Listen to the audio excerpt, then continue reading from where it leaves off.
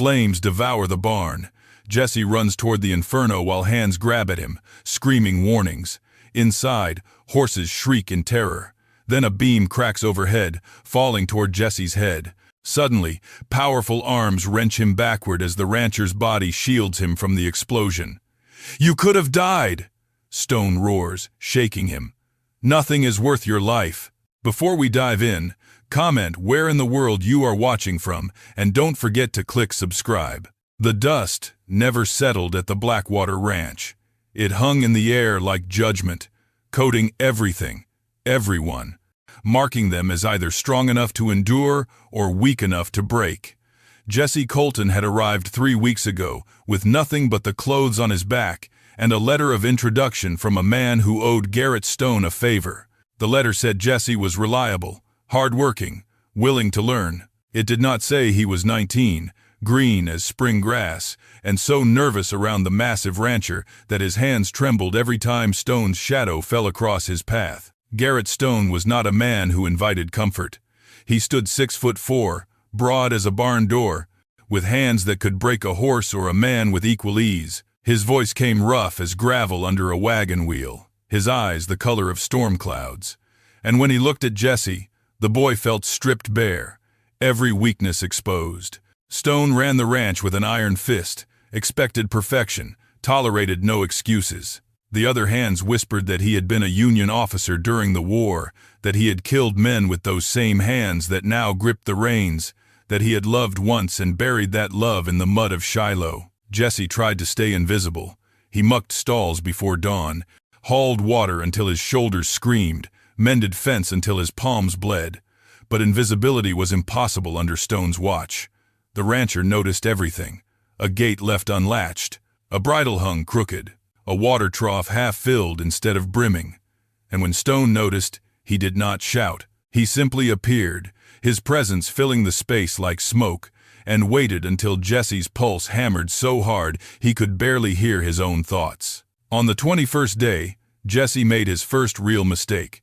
He had been tasked with cleaning Stone's saddle, a beautiful piece of leather work worn smooth by years of use. Jesse had taken his time, working the oil into every crease, polishing the silver conchos until they gleamed. But when he went to hang it back in the tack room, his hand slipped. The saddle hit the dirt floor with a heavy thud, and Jesse's heart stopped. He scrambled to pick it up, his hands shaking as he tried to brush away the dust that now clung to the freshly oiled leather. Behind him, bootsteps, slow, deliberate. Jesse did not need to turn around to know who stood there. The air itself changed when Garrett Stone entered a room, growing heavier, charged with something Jesse could not name. "Dropped it." Stone's voice was not a question. Jesse swallowed hard, his throat dry as August dirt. "Yes, sir." "I'm sorry, sir. I'll clean it again. I'll make it right." Silence stretched long enough for Jesse to hear his own heartbeat. Then Stone moved closer, and Jesse could feel the heat radiating from the man's body, could smell leather and sweat and something darker, something that made his knees weak. "Show me your hands." Jesse turned, keeping his eyes down, and held out his trembling hands.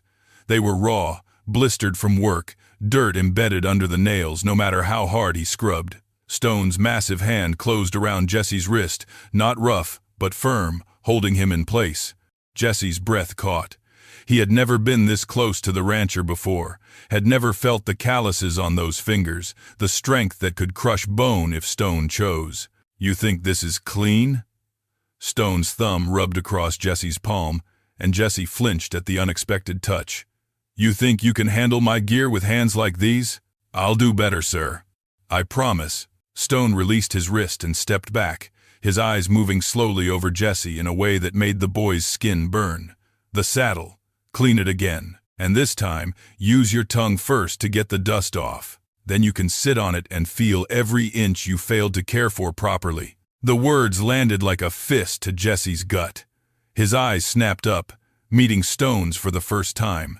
The rancher's face was unreadable, but something flickered in those storm cloud eyes. Not cruelty, something else. Something that made Jesse's stomach twist and heat spread through his chest. "Sir, you heard me." Stone turned toward the door, then paused. "And Colton? If you can't follow simple instructions, you can pack your gear and be gone by sundown.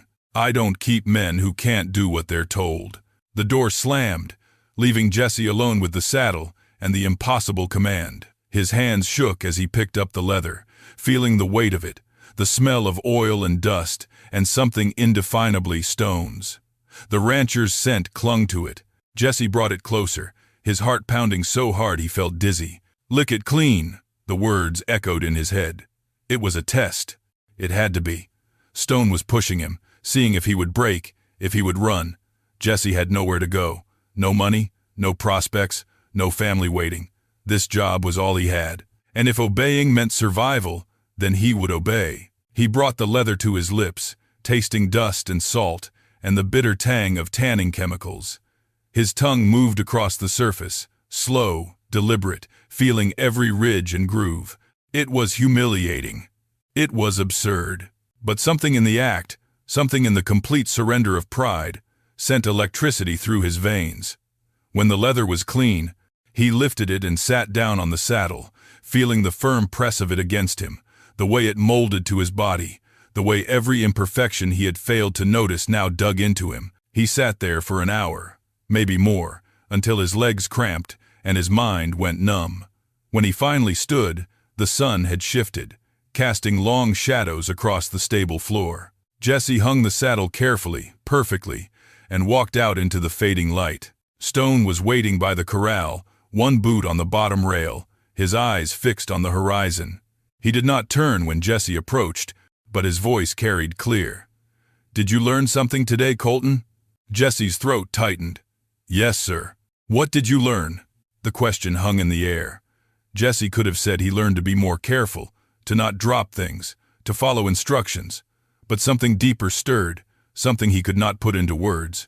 He learned what it felt like to be completely under another man's control. He learned that submission could burn hotter than rebellion. He learned that Garrett Stone saw through every defense, every wall, every lie Jesse told himself. "I learned," Jesse said slowly, his voice barely above a whisper, "that you don't accept anything less than complete obedience." Stone's head turned, and for the first time, Jesse saw something like approval in those eyes. "Good. Now get inside and eat. Tomorrow's going to be harder." Jesse walked toward the bunkhouse, his legs unsteady, his mind spinning. Behind him, he felt Stone's gaze like a brand on his back, marking him, claiming him. And though every instinct told him to run, to escape whatever trap was closing around him, Jesse knew he would not. He would stay. He would obey. And he would discover just how far Stone intended to push him. The stars came out one by one, cold and distant, and Jesse lay in his bunk staring at the ceiling, tasting leather and dust and the bitter knowledge that nothing would ever be simple again. Somewhere in the darkness, he heard Stone's boots on the porch, the creak of the rocking chair, the strike of a match, and Jesse closed his eyes, his heart still racing, and wondered what tomorrow would bring. The other ranch hands said nothing when Jesse stumbled into the bunkhouse that night. They had seen Stone break men before, had watched as cocky cowboys were reduced to trembling boys, as proud soldiers learned that the war was not over, that Stone's ranch was its own battlefield. They knew better than to interfere. Either Jesse would survive, or he would not. Either way, it was not their concern. But lying in the dark, listening to the rhythm of Stone's boots on the porch, Jesse felt something shift inside him. Fear, yes, but also anticipation. The kind that made his pulse race and his breath quicken. The kind that told him this was only the beginning, that whatever Stone had planned, whatever test came next, Jesse would face it. Not because he was brave, but because walking away now felt impossible. Outside, the wind picked up, carrying the scent of dry grass and distant storms. Stone's rocking chair creaked once, twice, then fell silent. And in that silence, Jesse finally slept, dreaming of leather and dust and storm cloud eyes that saw everything he tried to hide. But sleep did not last long. Jesse woke before dawn, his body pulled from rest by some instinct he could not name.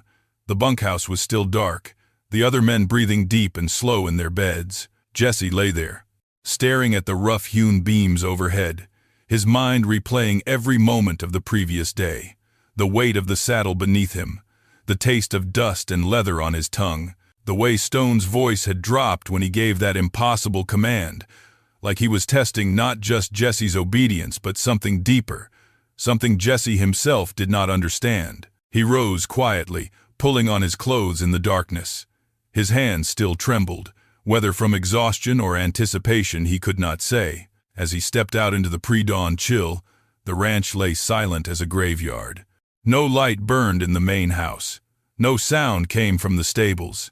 Even the horses seemed to sleep, their breathing soft against the morning stillness. Jesse walked toward the corral, his boots crunching on gravel that seemed impossibly loud in the quiet. He leaned against the fence, watching the eastern sky begin its slow transformation from black to indigo to the first hints of gray. His mind would not settle. Every time he closed his eyes, he saw Stone's face, felt that rough hand on his wrist, heard that gravelly voice commanding him to do something no man should ask of another. And yet he had done it. Without protest, without hesitation once the initial shock passed. He had done exactly what Stone demanded, and some part of him, some hidden shameful part, had thrilled at the surrender. "Can't sleep either." Jesse spun, his heart leaping into his throat. Stone stood 10 feet away, a shadow among shadows, his presence somehow both threatening and comforting at once. He wore only his pants and an unbuttoned shirt, as if he too had dressed hastily. In the growing light, Jesse could see the lines of exhaustion on the rancher's face, the way his hair stood on end like he had been running his hands through it for hours. "I didn't mean to wake you, sir." "You didn't. I haven't slept." Stone moved closer, each step deliberate. "Been sitting in that damn chair all night, thinking." "About what?" Stone's eyes met his, and Jesse felt the impact like a physical blow. "About what I did to you yesterday, about whether I went too far." Jesse's throat tightened. "You didn't. How do you know? You're 19 years old, barely more than a boy. You've been here less than a month. Who's to say I didn't just abuse my authority, take advantage of someone desperate for work? Because I could have left. I could have refused." Jesse's voice grew stronger. "You gave me a choice, a hard one, a terrible one, but still a choice, and I made it." Stone was close enough now that Jesse could smell the whiskey on his breath, see the conflicted emotions warring in those storm cloud eyes. "Why? Tell me why you did it." "I already told you yesterday." "No, you told me the reasons you thought I wanted to hear. Now tell me the truth." Stone's hand reached out, not touching, but hovering near Jesse's chest, close enough that Jesse could feel the heat radiating from his palm. "Tell me what you felt when you put your tongue to that leather. What went through your mind when you sat on that saddle for an hour? Tell me the truth, Jesse, because I need to know I'm not the only one losing my mind here." Jesse's breath came quick and shallow. The sky was growing lighter now, and he could see every detail of Stone's face, the desperation there, the hunger that matched his own. "I felt like I was finally being seen, not as some worthless drifter, not as a burden, but as someone capable of bearing weight, someone strong enough to do what needed to be done, even when it hurt." He swallowed hard, and I felt desire, raw and terrifying, and unlike anything I've ever experienced. Desire to please you, desire to prove myself worthy of your attention. Stone's hand finally made contact, pressing flat against Jesse's chest, feeling his racing heartbeat. "Jesus, you're going to destroy me." "Sir, don't." Stone's voice cracked. "Don't call me sir right now, not when I'm barely holding myself together." "Then what should I call you?" "Garrett." "My name is Garrett." His hand curled into a fist in Jesse's shirt. "And I'm about to do something incredibly stupid." Before Jesse could respond, Stone pulled him close, not quite an embrace, more like a man drowning and grasping for anything solid. Jesse froze, unsure, his hands hovering in the air between them. Stone's forehead pressed against his shoulder, and Jesse could feel the tremor running through the larger man's frame. "I swore I wouldn't do this again," Stone whispered. "Swore I wouldn't let anyone close enough to matter. But you're standing here in the half-light telling me you desired me, and I can't pretend anymore that I don't feel the same." Jesse's hands finally moved, tentatively touching Stone's back, feeling the heat of his skin through the thin shirt. "Is that so terrible?" "It's dangerous. For both of us." Stone lifted his head, his eyes searching Jesse's face. "This world doesn't look kindly on men like us.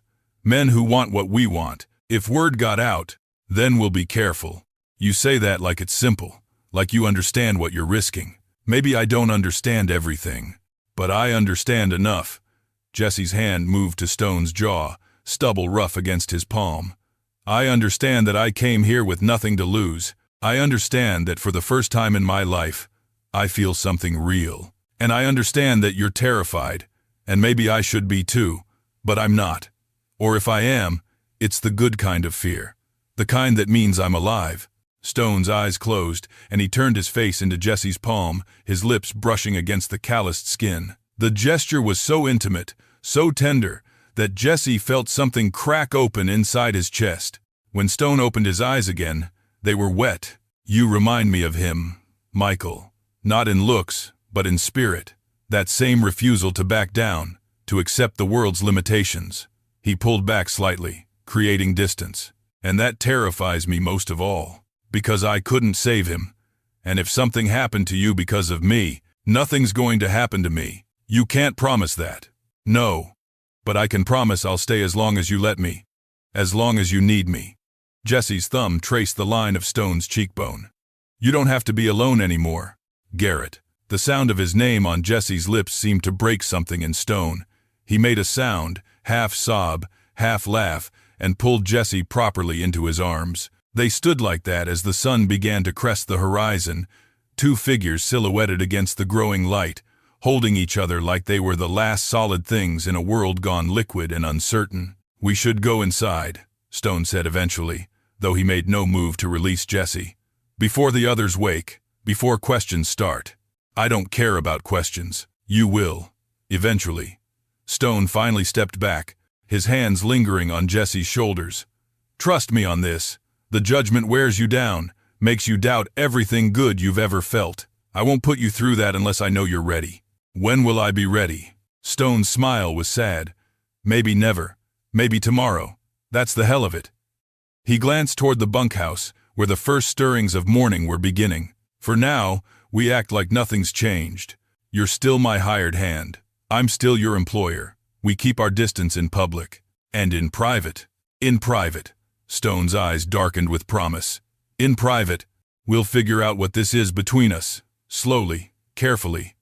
Because I won't rush this and risk breaking something precious." Jesse wanted to argue, wanted to say that he didn't need careful or slow, that he was ready for whatever came next. But the vulnerability in Stone's face stopped him. This man had lost everything once before. Jesse could afford to be patient, to let Stone set the pace, even if it meant suffering through the ache of wanting. "All right, we'll do it your way." Relief flooded Stone's features. "Thank you." He reached out as if to touch Jesse's face again, then stopped himself. "Go. Get ready for the day. I'll see you at breakfast." Jesse nodded and forced himself to walk away, feeling Stone's gaze on him the entire distance back to the bunkhouse. When he glanced back from the doorway, Stone still stood by the corral, a solitary figure against the rising sun, and Jesse's heart clenched with longing so fierce it stole his breath. Inside, the other hands were beginning to wake. Tom, the oldest of them, gave Jesse a knowing look as he splashed water on his face. "You're up early. Couldn't sleep?" "Uh-huh." Tom dried his face with a rough towel. "Word of advice, kid. Whatever's brewing between you and Stone, be careful. He's a good man, but he's got demons. And demons have a way of dragging everyone nearby down to hell with them." Jesse wanted to defend Stone, to say that he wasn't afraid of demons or hell or anything else. But Tom's words carried the weight of experience, of watching other young men come and go from this ranch, drawn by Stone's intensity and broken by his walls. So, Jesse just nodded and finished dressing, keeping his thoughts to himself. Breakfast was a tense affair.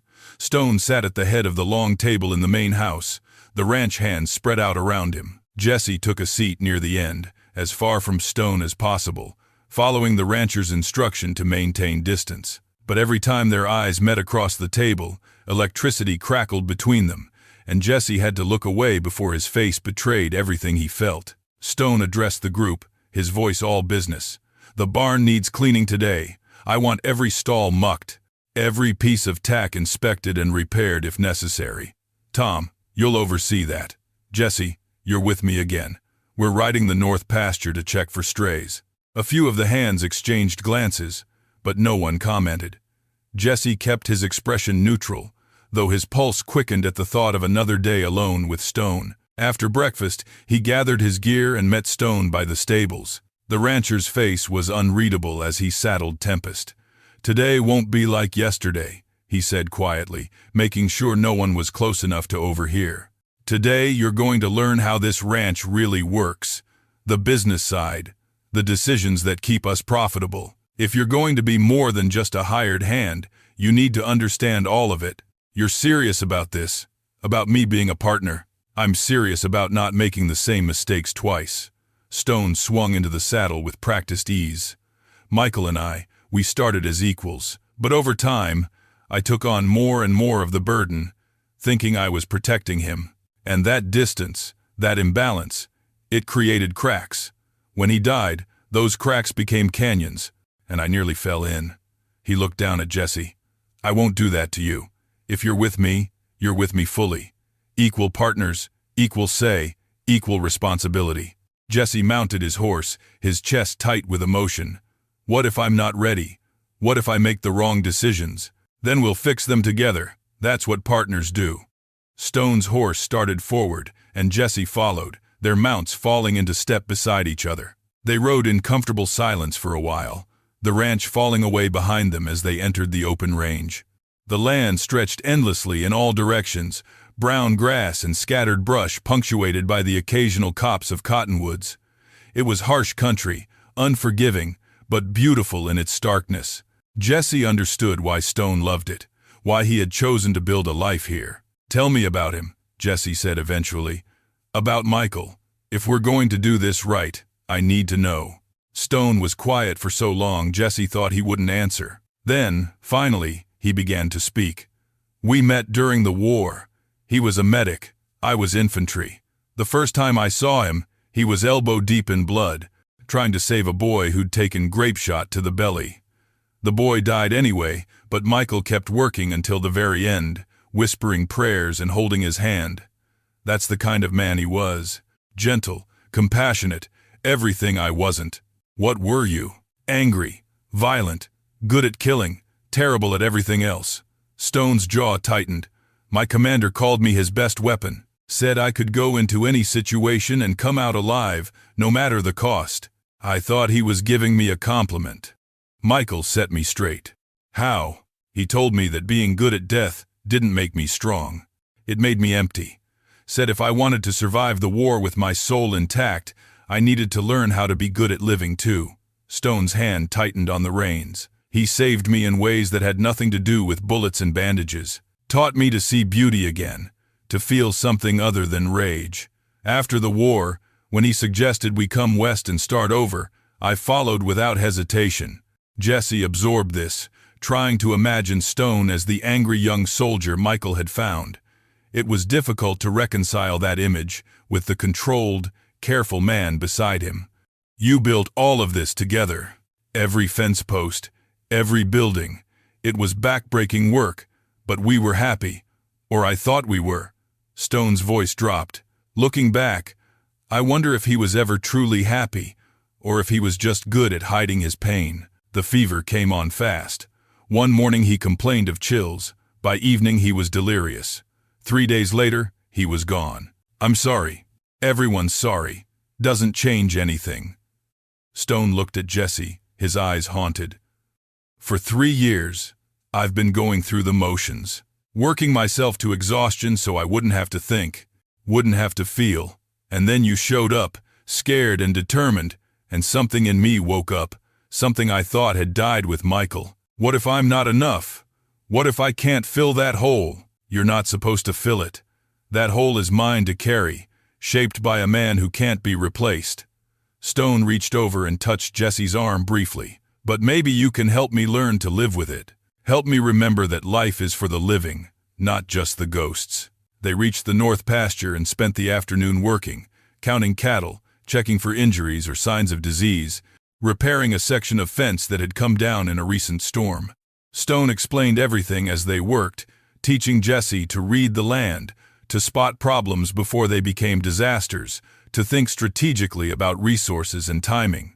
By the time the sun began its descent, Jesse's head was spinning with information, but he felt exhilarated rather than overwhelmed. As they rode back toward the ranch, Stone pulled his horse to a stop at the top of a rise. Below them, the ranch spread out like a child's toy.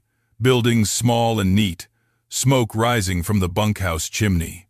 "This is all I have left of him," Stone said quietly.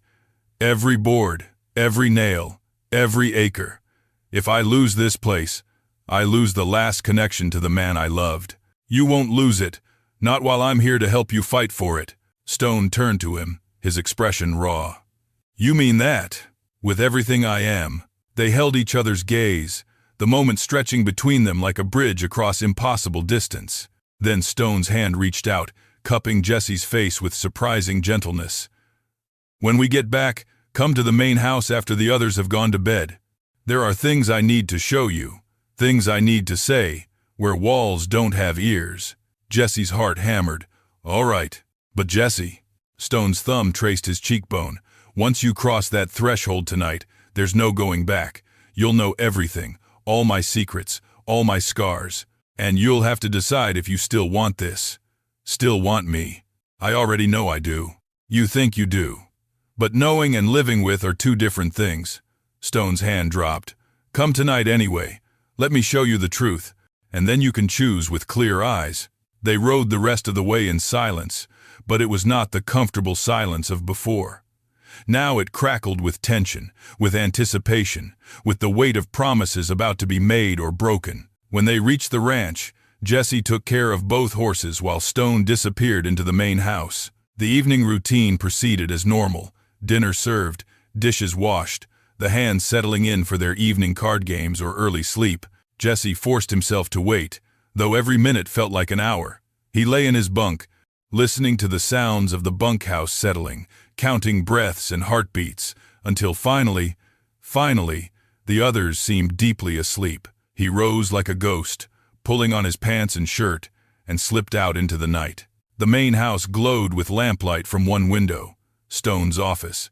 Jesse approached on silent feet, his hand trembling as he raised it to knock. But before his knuckles touched wood, the door opened, and Stone stood there, still dressed but disheveled, his eyes burning with intensity. "You came. Did you think I wouldn't? I hoped you would. Feared you wouldn't." Stone stepped back, gesturing Jesse inside. "Come in, quickly, before anyone sees." Jesse entered, and Stone closed the door behind them with a soft click that sounded impossibly loud in the quiet house. The office was warm, a fire crackling in the hearth, the desk covered in papers and ledgers. But Jesse's attention was drawn to the walls, where photographs hung in neat rows, men in uniform, groups of soldiers, and there, in the center, a large portrait of two men standing side by side, arms around each other's shoulders, smiling at the camera with the easy affection of people who had nothing to hide. One of the men was a younger Stone, his face less lined, his eyes brighter. The other was Michael, and Jesse understood immediately why Stone had loved him. Michael had kind eyes, a gentle smile, the look of someone who saw the world's cruelty and chose compassion anyway. "That was taken a week after we signed the deed to this land," Stone said, standing beside Jesse. "We were so full of hope back then, so sure we could build something that would last. It has lasted. You're still here. The ranch is still standing, but he's not. And without him, I'm just going through the motions." Stone moved to his desk and picked up a leather journal, old and worn. He kept a diary, every day, from the time we met until a week before he died. "I couldn't bring myself to read it until last night, until you made me feel something again, and I needed to understand what I'd lost." Jesse's chest tightened. What did it say? That he loved me, that he was happy, but also that he worried I was carrying too much, shutting him out of the hard decisions because I thought I was protecting him. Stone's voice cracked. He wrote that he felt like he was losing me even while I was right beside him, and I was too blind to see it. Garrett. He died thinking I didn't trust him to be strong enough. Died believing I saw him as fragile, something to shelter rather than a partner to walk beside. Stone's eyes were wet. "And now you're here. and I'm terrified of making the same mistakes, of pushing you away while claiming to protect you, of losing you before I've even really had you." Jesse crossed the space between them and took the journal gently from Stone's hands, setting it aside. Then he took both of Stone's hands in his own, feeling the calluses, the strength, the trembling. "Then don't make the same mistakes. Trust me to be strong enough. Trust me to carry my share of the weight, and when it gets too heavy, trust me to ask for help instead of breaking in silence." Stone's forehead dropped to Jesse's shoulder, his breath warm against Jesse's neck. "I don't know how to do this. How to let someone in without drowning them in all my broken pieces. You start by believing I can handle it, that I'm not Michael, and you're not the same man you were then. We're different people, building something new." Jesse's arms wrapped around Stone's broad shoulders. "And you start by letting me hold you when you need it, instead of always being the one who holds everyone else." Stone's arms came around Jesse's waist, pulling him closer, and for a long moment they just stood there, breathing together, learning the shape and feel of each other. When Stone finally lifted his head, his eyes were red but clearer, like a storm had passed. "Stay with me tonight, not for anything more than this. Just stay, so I don't have to be alone with the ghosts. I'll stay, for as long as you need me." They moved to a worn leather couch by the fire, and Stone pulled Jesse down beside him, keeping one arm around his shoulders. Jesse settled against the rancher's side, feeling the steady beat of his heart, the rise and fall of his breathing. Outside, the wind whispered through the eaves, and somewhere in the distance, a coyote called to its pack. "Tell me about your family," Stone said quietly. "About what brought you here." Jesse had spent so long running from his past that talking about it felt like opening an old wound. But Stone had shared his ghosts, so Jesse could do the same. "My father was a preacher, fire and brimstone type, convinced the world was full of sinners needing saving. My mother was quieter, gentler, but she never stood up to him. When I was 16, he caught me with another boy. We weren't doing anything, just talking, but the way we looked at each other, he knew." Stone's arm tightened around him. "What did he do?" "Tried to beat the devil out of me. Said I was an abomination, that he'd rather see me dead than living in sin. My mother watched and did nothing." Jesse's voice went flat, distant. "I left that night, took nothing but the clothes on my back and started walking. I've been walking ever since, working odd jobs, never staying anywhere long enough for anyone to see the truth." "And what is the truth?" "That I'm exactly what my father said I was. That I'm drawn to men in ways I can never act on without risking everything. That I'm tired of hiding but too afraid to stop." He looked up at Stone. "Until I came here, until you saw me and didn't look away." Stone's hand came up to cup Jesse's face, his thumb brushing away a tear Jesse hadn't realized had fallen. "You're not an abomination.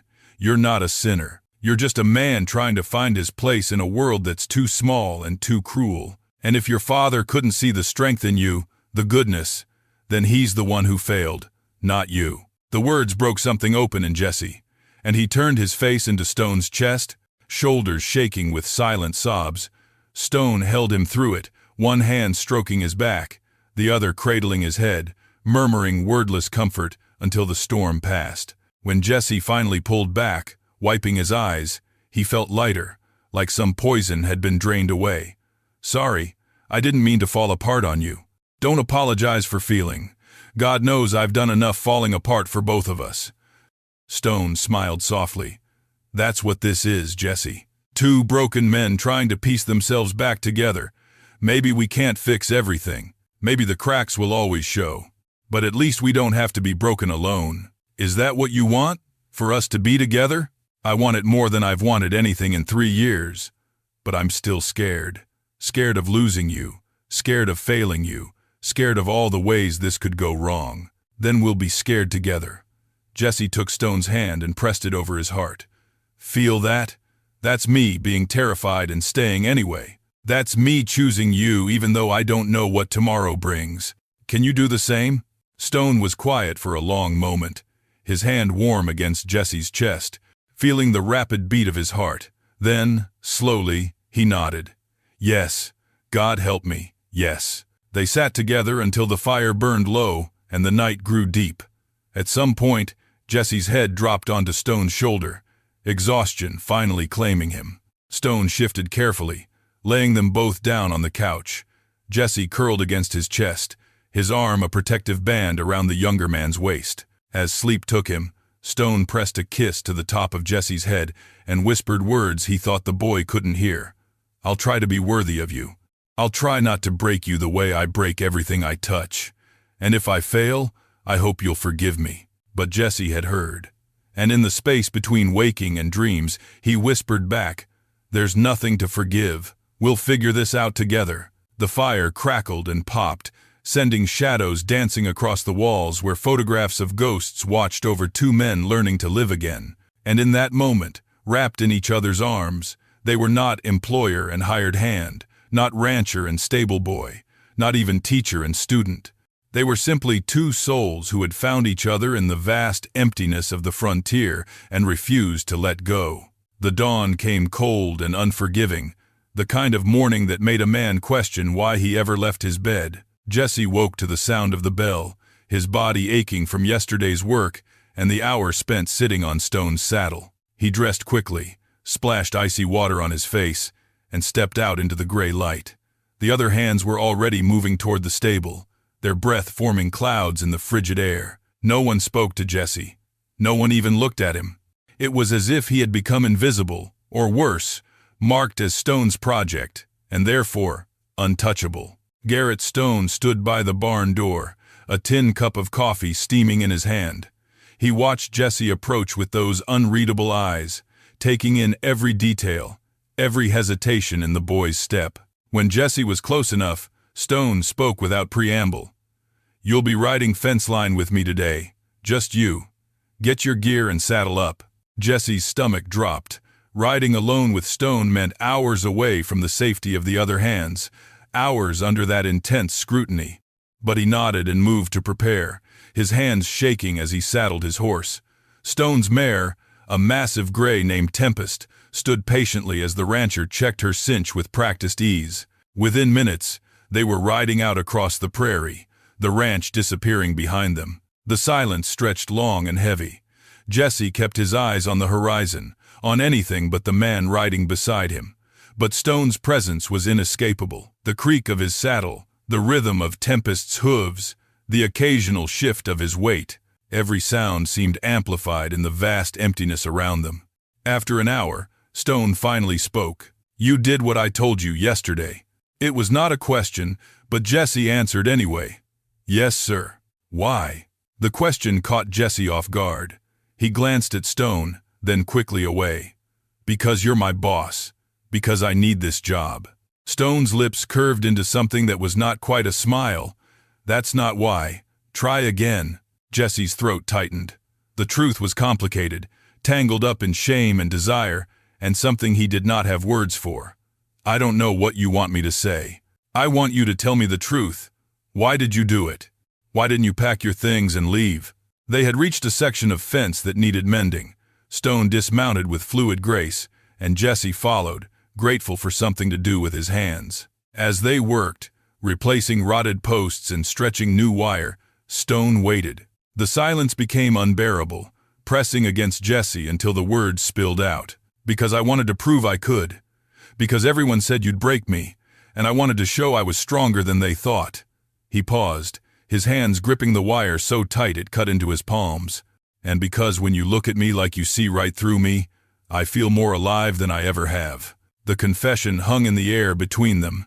Jesse could not believe he had said it out loud, could not meet Stone's eyes. But Stone's hand closed over his on the wire, stopping him before he could pull it taut. The touch was gentle, almost careful, so different from the commanding presence Stone usually projected. "You think I'm trying to break you?" Stone's voice was quiet, rougher than usual. "Aren't you?" "No." Stone released his hand and stepped back. "I'm trying to see what you're made of. There's a difference." Jesse looked up then, searching Stone's face for answers. The rancher's expression was softer than he had ever seen it, the hard edges smoothed by something that looked almost like regret. "Why does it matter? I'm just some kid you hired as a favor." Stone turned away, his gaze fixed on the distant mountains. "Because I see myself in you. The way you were when you first arrived, lost. Trying so hard to be strong that you forget it's okay to bend sometimes. He picked up his canteen and took a long drink before continuing. After the war, I came out here thinking if I could build something with my own hands, control every part of it, I could forget what I'd seen, what I'd done. I pushed every man who worked for me, looking for someone who wouldn't break under pressure. Most ran.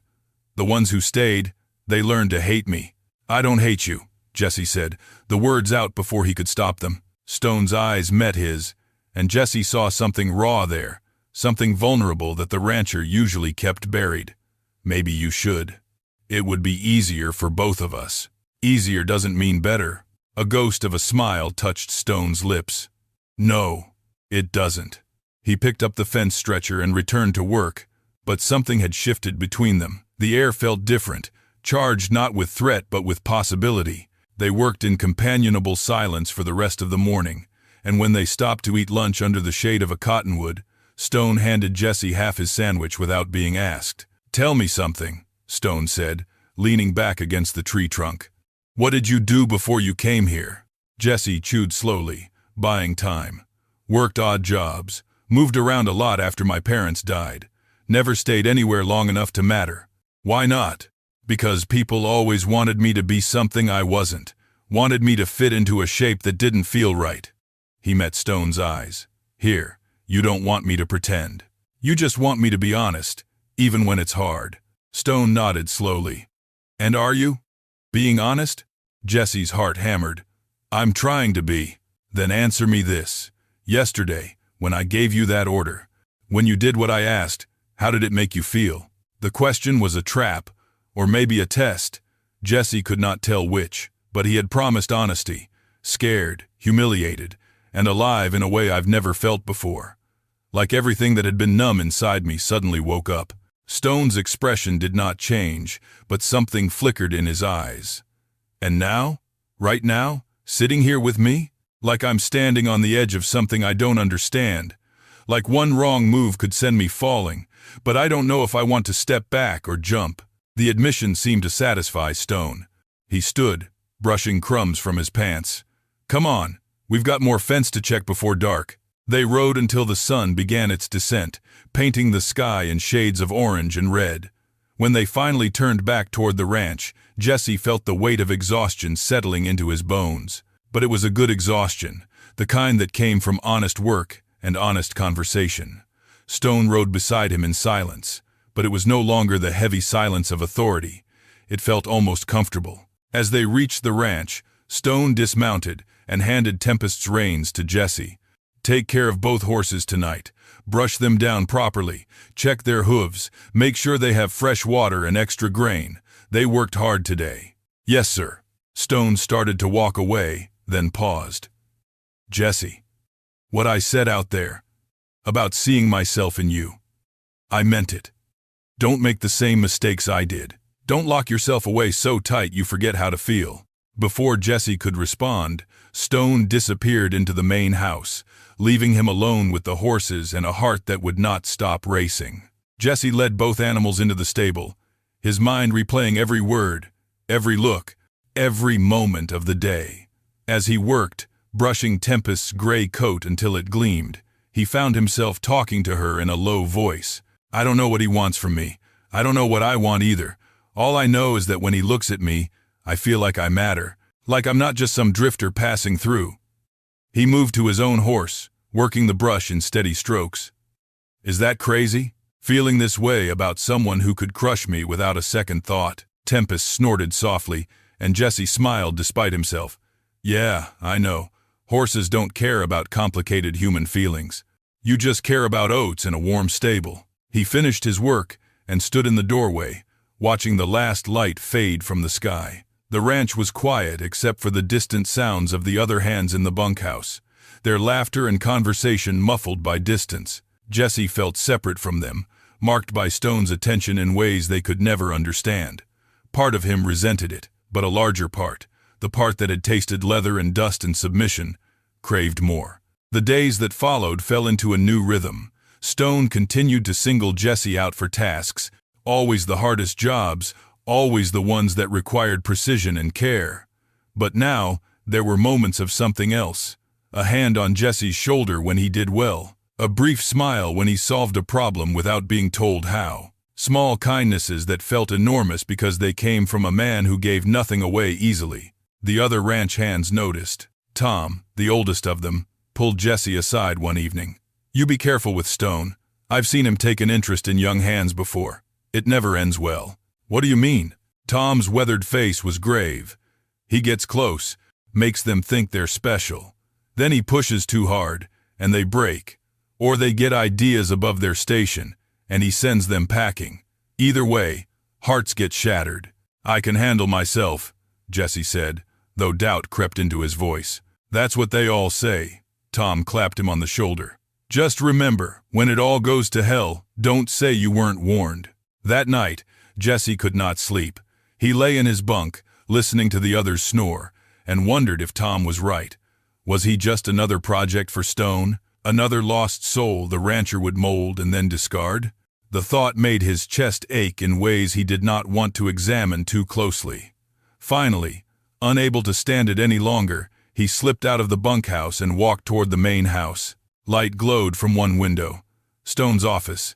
Jesse knew he should turn back, knew that whatever he was hoping to find would only complicate things further. But his feet carried him forward until he stood outside the window, looking in. Stone sat at his desk, a bottle of whiskey beside him, his head in his hands. He looked smaller somehow, less imposing, like the weight of the world pressed down on those broad shoulders.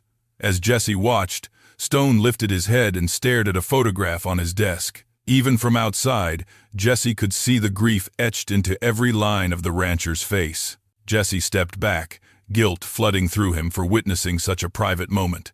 But his boot scraped against gravel, and Stone's head snapped up. Their eyes met through the glass. For a heartbeat, neither moved. Then Stone rose and opened the door. "What are you doing out here?" Jesse's mouth went dry. "I couldn't sleep. I didn't mean to spy. Come inside." It was not a request. Jesse followed Stone into the office, the door closing behind them with a finality that made his pulse race. The room smelled of leather and tobacco and whiskey. Stone gestured to a chair, and Jesse sat, his hands gripping his knees to keep them from shaking. Stone poured 2 glasses of whiskey and handed one to Jesse. "Drink. You look like you need it." Jesse took a sip, the liquid burning down his throat. Stone returned to his chair, the photograph still visible on his desk. Jesse's eyes were drawn to it, a young man in uniform, handsome, with dark eyes and a bright smile. "His name was Michael," Stone said quietly, following Jesse's gaze. "We served together. He saved my life at Gettysburg, took a bullet meant for me." He picked up the photograph, his thumb tracing the edge. "After the war, we came out here together, built this ranch from nothing. We were going to make something of ourselves, prove that men like us could have a place in the world." Jesse's breath caught. "What happened to him?" "Fever took him 3 years ago. 1 week he was fine. The next, he was gone." Stone set the photograph down carefully. "I should have sold this place, moved on, but I couldn't. This ranch is all I have left of him. Every board, every fence post, we built it together." The grief in Stone's voice was palpable. Jesse wanted to reach out, to offer comfort, but he did not know how. Instead, he asked, "Is that why you push so hard? Why you test everyone who works for you?" "I push because I can't afford weakness. Not in myself, not in the men around me. Because if I let my guard down for even a moment, the grief will swallow me whole." Stone looked at Jesse, his eyes red-rimmed. "And then you showed up. Green and scared and trying so damn hard to prove yourself. And I saw Michael in you. That determination, that refusal to quit even when everything hurts." "I'm not him," Jesse said softly. "I know, and that's what terrifies me." Stone drained his glass and poured another. "Because if I let myself care about you the way I cared about him, I'll have something to lose again, and I can't survive that twice." The confession hung between them, raw and painful. Jesse set his glass down and moved around the desk. He did not think, did not plan, just followed instinct. He knelt beside Stone's chair, his hand covering the rancher's. You don't have to survive it alone. I'm here. I'm not going anywhere. Stone's hand turned, gripping Jesse's with almost bruising force. You say that now, but when the weight of this gets too heavy, when you realize what loving me means, you'll run. They all do. I'm not them. Jesse squeezed back, meeting Stone's tortured gaze. And I'm not asking you to forget Michael. I'm just asking you to let me stay. Let me prove I'm strong enough for whatever this is. For a long moment, Stone said nothing. Then, slowly, he reached out and cupped Jesse's face in his hand. The touch was gentle, almost reverent, so at odds with the commanding presence he usually projected. You don't know what you're asking for. Then show me. Stone's thumb brushed across Jesse's cheek, and Jesse leaned into the touch, his eyes closing. The moment stretched, fragile and perfect, until Stone pulled away.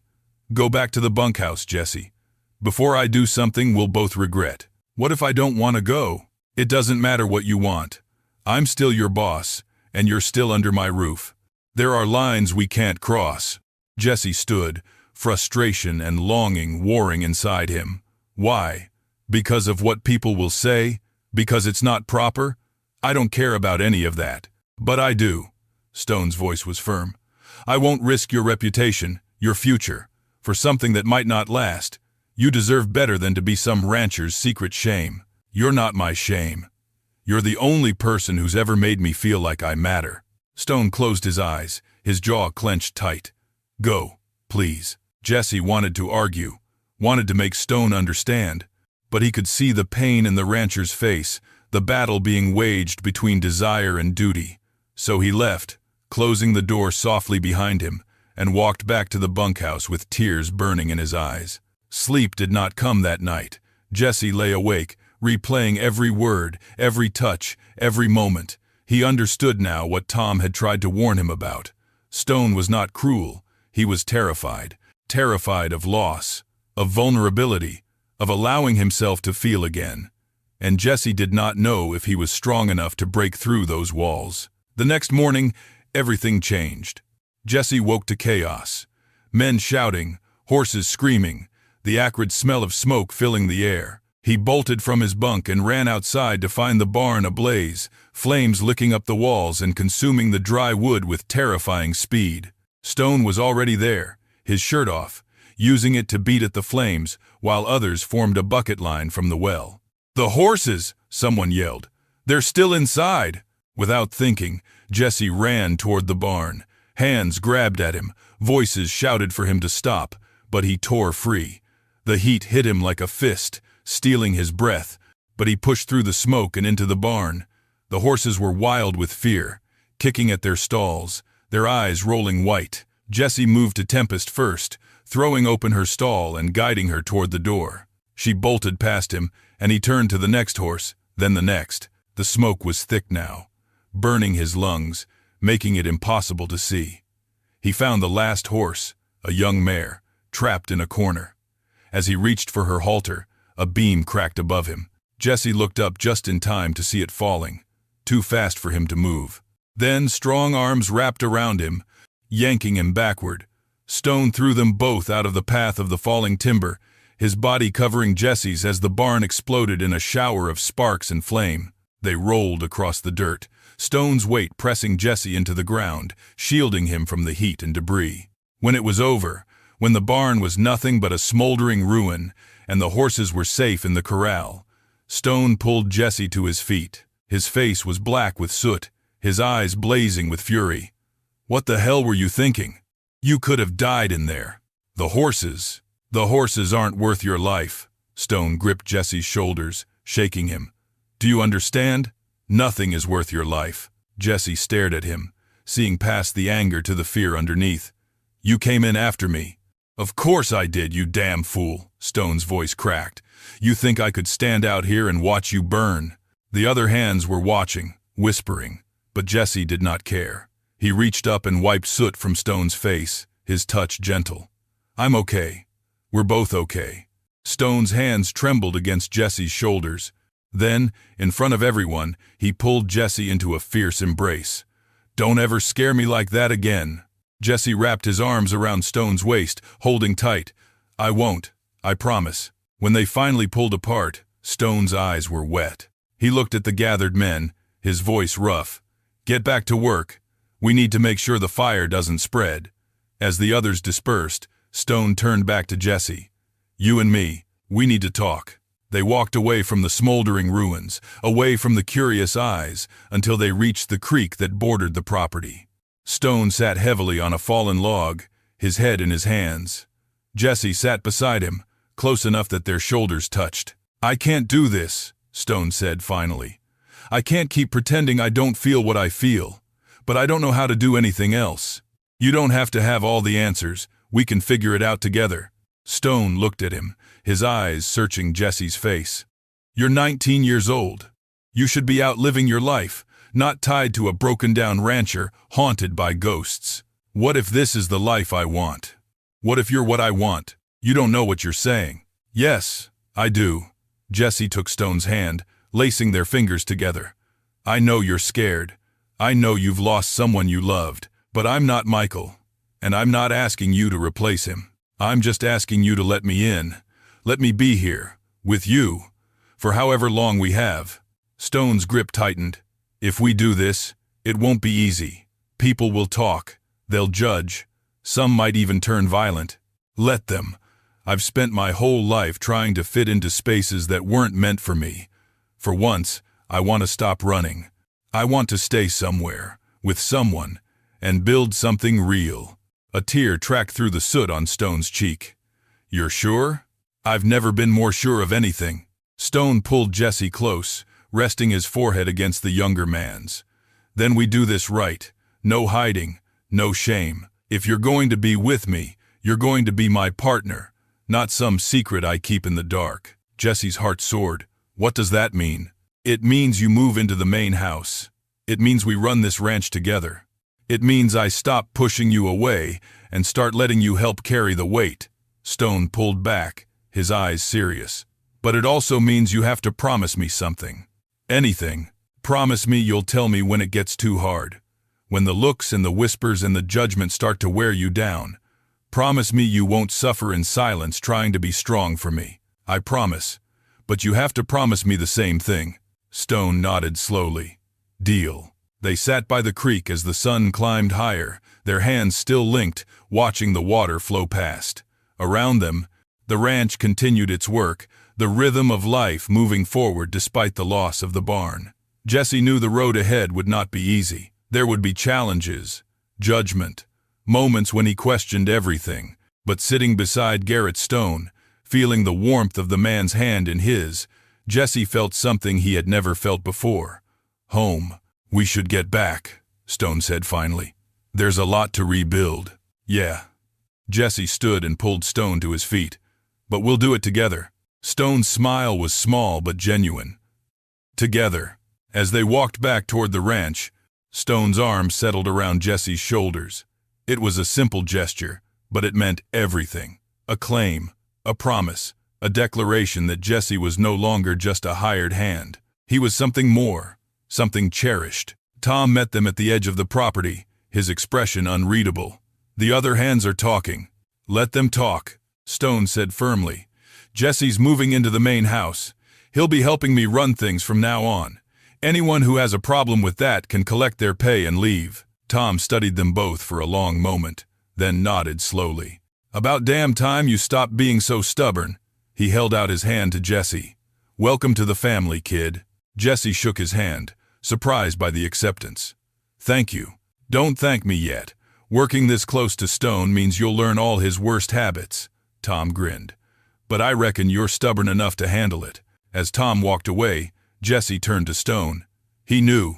"Tom's been with me since the beginning. He knew Michael. He's known how I felt about you since the day you arrived, probably before I knew it myself." Stone's hand found Jesse's again. "He's a good man. So are most of the others. The ones who aren't, we don't need them." They spent the rest of the day sorting through the aftermath of the fire, making lists of what needed to be rebuilt, checking on the horses, ensuring everyone was accounted for. By evening, exhaustion had settled deep into Jesse's bones. Stone led him into the main house, through the kitchen and down a hall Jesse had never seen. "This was Michael's room," Stone said, opening a door. I've kept it locked since he died, but I think it's time to let someone else use it." He paused. "Unless you'd rather share mine." Jesse looked at the room, then at Stone. "Are you asking me to share your bed?" "I'm asking if you want to. I understand if it's too fast, if you need time."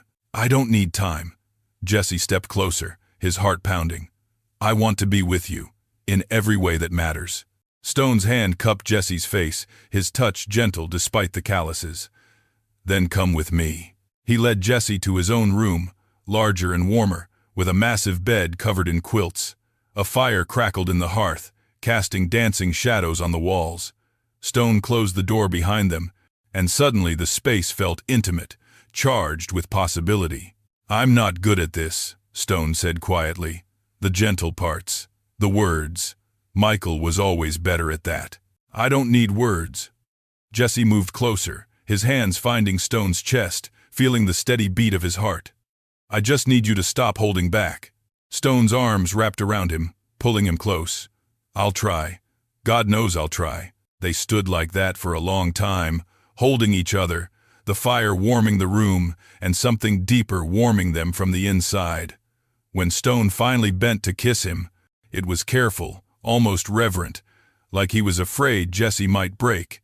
But Jesse kissed him back with all the passion that had been building for weeks, all the longing and desire and need that he had tried to deny. Stone made a sound low in his throat, his hands tightening on Jesse's waist.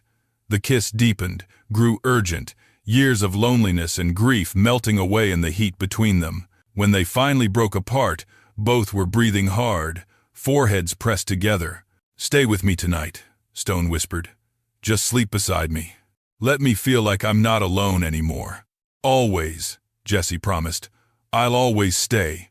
They undressed slowly, carefully, shedding the dirt and soot of the day. Stone helped Jesse wash, his touch gentle but thorough, and Jesse did the same for him, learning the map of scars that covered the rancher's body. Each mark told a story, and Stone shared them all, his voice quiet in the firelight.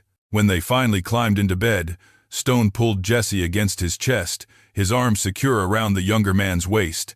Jesse could feel the rise and fall of Stone's breathing, the steady thump of his heart, and for the first time in longer than he could remember, he felt completely safe.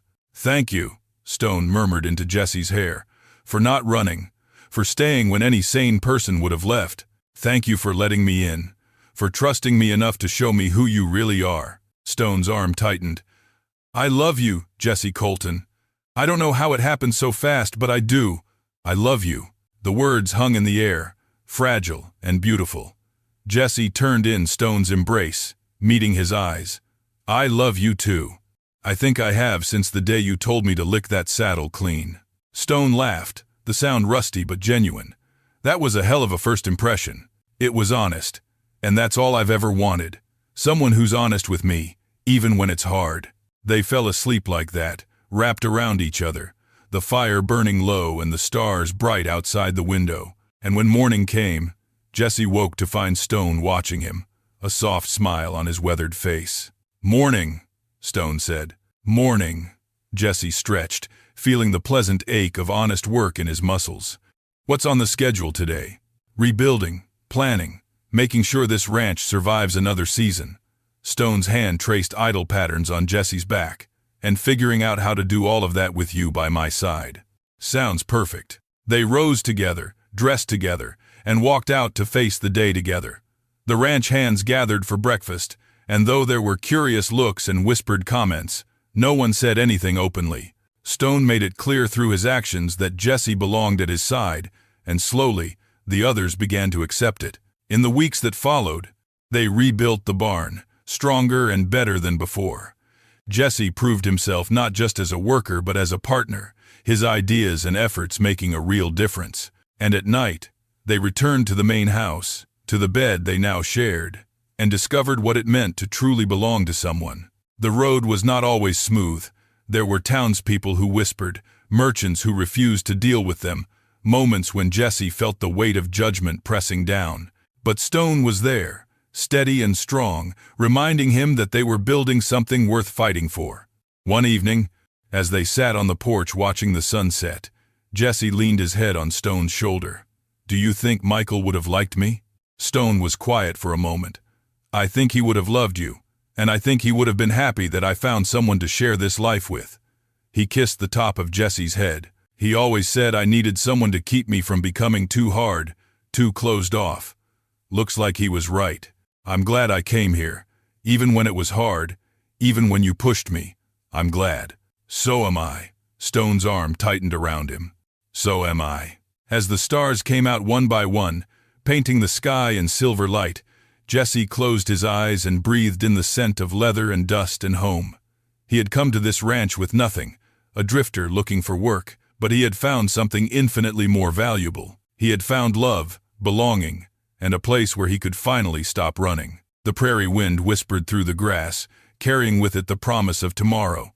And in Garrett Stone's arms, Jesse Colton knew with absolute certainty that tomorrow would be worth facing. Together, they would build a life from the ashes, stronger than before, bound not by commands or tests, but by love, freely given and gratefully received. The ranch had seen its share of storms, had weathered loss and grief and fire, but it had survived, and so had they. Two men who had found each other in the vast emptiness of the frontier, who had dared to reach across the divide of fear and loneliness, and who had chosen, against all odds, to stay. In the end, that was what mattered most. Not the judgments of strangers, not the whispers of the town, but the choice they made every single day to stand together, to build together, to love together. And as the night settled over Blackwater Ranch, wrapping everything in velvet darkness, Garrett Stone and Jesse Colton sat side by side, their hands intertwined, and knew they were finally, truly, home.